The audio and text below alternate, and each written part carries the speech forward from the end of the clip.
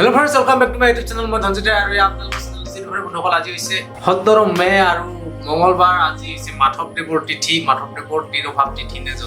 জন্ম তিথি কিবা এটা হয় খেলি মেলি হৈ থাকে তো মাধৱদেৱৰ তিথি সেই কাৰণে আজি স্কুল বন্ধ যোৱাকালি বন্ধ আছিল আমাৰ ডিব্ৰুগড় স্কুল বন্ধ তাৰ যোৱা 4 দিন কন্টিনিউ 4 দিন বন্ধ মানে শনিবাৰ হ'ল সেকেন্ড স্যাটাৰডে তাৰপিছত সানডে তাৰপিছত কালি হৈছিল পূৰ্ণিমা আজি হৈছে মাধৱদেৱৰ তিথি এনেকৈ 4 দিন বন্ধ অহাকালি স্কুলত আজি মানে কিবা কৰি আছো তো আপোনালোকে ব্লগ एकदम लास्ट लेके देखना प्लीज क्योंकि आज का ब्लॉग बहुत ही मजेदार होने वाला है আপনারা সব ভিডিওটো লাস্ট लेके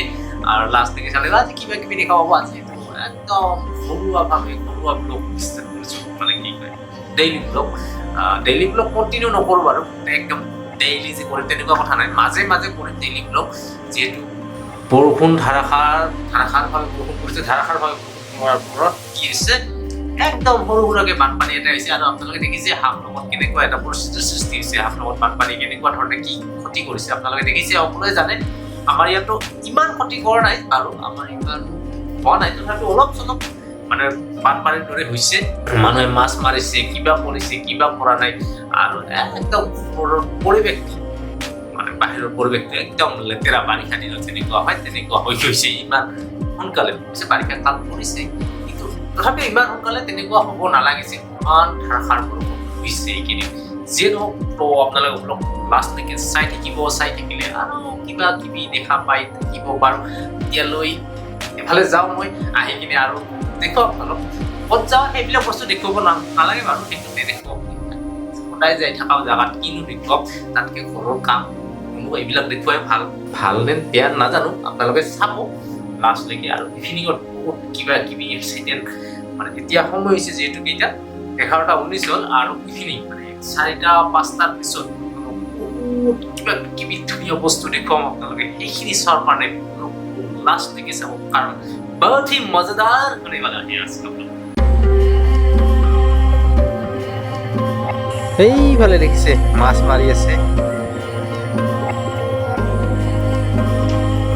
মাৰি আছে দেখিছে নে ইফালে গেৰি নেৰা প্ৰায় বানপানী হৈছে দেখিছে প্ৰায় বানপানী হাফ বানপানী আৰু এইফালে বৰশী পাই আছে দেখিছে নে নাই নাজানো আৰু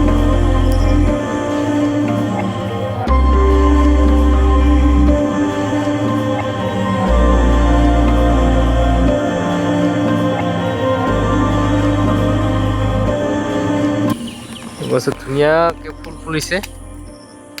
ফুল ফুলিছে কিন্তু কমিছে ফুলৰ হেৰিটো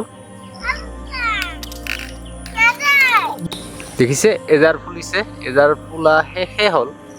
তথাপি অলপ দেখুৱাইছো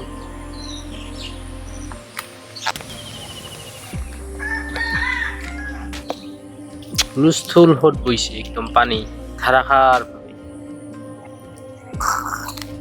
বন্ধুসকল আপোনালোকক কৈছিলো বহুত মজাদাৰ ব্লগ হ'ব বহুত কিবা কিবি হ'ব কিন্তু একো কৰিব নোৱাৰিলো আচলতে বৰষুণ ইমান ধাৰাসাৰ দিছে আৰু বৰষুণৰ কাৰণে আচলতে একো কৰিব পৰা নাই কিবা নহয় কিবা প্ৰব্লেম হৈ থাকে বৰষুণ মানে ইমান জোৰে ইমান ডেইলি কৰি আছে একো যিটো কৰিম বুলি ভাবিছিলো সেইটো কৰিব নোৱাৰো তাৰ কাৰণে আই এম সৰি নেক্সট কেতিয়াবা সেইবিলাক কৰি দেখুৱাম আৰু আজিলৈ এইখিনি আছিল আচলতে বহুত কিবা কিবি কৰিম বুলি ভাবিছিলো একো কৰিব নোৱাৰিলো আচলতে এটা কি কথা আজি অলপ কথাই পাতো যিয়ে নহওক কথাটো হ'ল কি প্ৰকৃতিৰ লগত যেতিয়া আমি খেলিম তেতিয়া প্ৰকৃতিয়ে আমাক তাৰ প্ৰত্যুত্তৰ দিবই চাওক আমি 4 লেন বনোৱাৰ কাৰণে ৰেল লাইন বনোৱাৰ কাৰণে 4 লেন বনোৱাৰ কাৰণে আমি গছ কাটিছো পাহাৰ ধ্বংস কৰিছো হাবি জংঘল বন গছ গছনি চব কাটি মেলি একদম উন্নয়নৰ কাৰণে আগবাঢ়ি গৈছো গতিকে যেতিয়া আমি প্ৰকৃতিৰ লগত এইবিলাক খেলিম তেতিয়া প্ৰকৃতিয়ে তাৰ বিৰূপ প্ৰতিক্ৰিয়া আমাৰ ওচৰত মানে কি কয় দেখুৱাব ঠিক তেনেদৰে হাফলঙৰ যিটো অৱস্থা হৈছে আজি হাফলঙত ৰেল ষ্টেচন সম্পূৰ্ণভাৱে ধ্বংস কেৱল ৰেল ষ্টেচন এটা সৰু উদাহৰণ তাৰ কিমান ক্ষতি হৈছে মানুহৰ নাজানো কেৱল হাফলং নহয় অসমৰ বিভিন্ন ঠাইত হৈছে এনেকুৱা ধৰণৰ ক্ষতি এই প্ৰকৃতিৰ লগত যেতিয়া আমি খেলিম প্ৰকৃতিৰ লগত যেতিয়া আমি যুঁজিম তেতিয়া আমাক প্ৰকৃতিয়ে তাৰ প্ৰতিক্ৰিয়া প্ৰকাশ কৰিব এনেদৰে প্ৰকাশ কৰিব চাওক আপোনালোকেও জানে আমিও জানো সকলোৱে জানো আমি আজি কিমান 30 পাৰ হৈ গৈছে ইমান বছৰ বয়সত কেতিয়াও এনেকুৱা সময়ত কন্টিনিউয়াসলি 2 মাহ 3 1.5 মাহ 2 মাহ বৰষুণ দেখা নাই এইবাৰ কণ্টিনিউৱাছলি চ'ত মাহৰ পৰা কণ্টিনিউৱাছলি জেঠ মাহ পৰিছে, জেঠ মাহলৈকে কণ্টিনিউৱাছলি বৰষুণ দি আছে। এয়াই আচলতে প্ৰকৃতিৰ এইবিলাক এটা মানে কি কয় মানুহৰ বিপৰীতে মানৱ সমাজৰ বিপৰীতে প্ৰকৃতিৰ এটা যুদ্ধ, এনেকুৱা ধৰণে যুদ্ধ কৰিব আৰু এনেকুৱা ধৰণে এদিন হয়তো আমি প্ৰকৃতিয়ে আমাক ধ্বংস কৰি পেলাব। আমি যিমান প্ৰকৃতিৰ ওপৰত অত্যাচাৰ কৰি আছো এনেকুৱা কৰে এদিন আমাক ধ্বংস কৰিব মানৱ সমাজক। আজি নহয়, সময় লাগিব, ধ্বংস কিন্তু হ'ব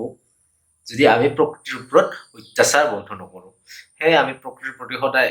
সচেতন হোৱাটো খুব জৰুৰী। কেৱল পৰিৱেশ দিৱস 5 জুনৰ দিনাখনে বিৰাট গছ পুলি ৰুই গছ ৰোপণ কৰি বিৰাট প্ৰকৃতি প্ৰেমী দেখুৱাই লাভ নাই। সদায় প্ৰকৃতিৰ প্ৰতি আমি সচেতন হ'ব লাগিব, তেতিয়াহে হয়তো আমি আৰু আমাৰ ভৱিষ্যত প্ৰজন্মসকল বহুত দিনলৈকে একো ক্ষতি নোহোৱাকে, একো উপকাৰ নোহোৱাকে থাকিব পাৰিব। এইখিনি মোৰ ব্যক্তিগত অনুভৱ আপোনালোকৰ আগত শ্বেয়াৰ কৰিলোঁ। নাজানো কিমান দূৰ সত্য, কিমান দূৰ কি।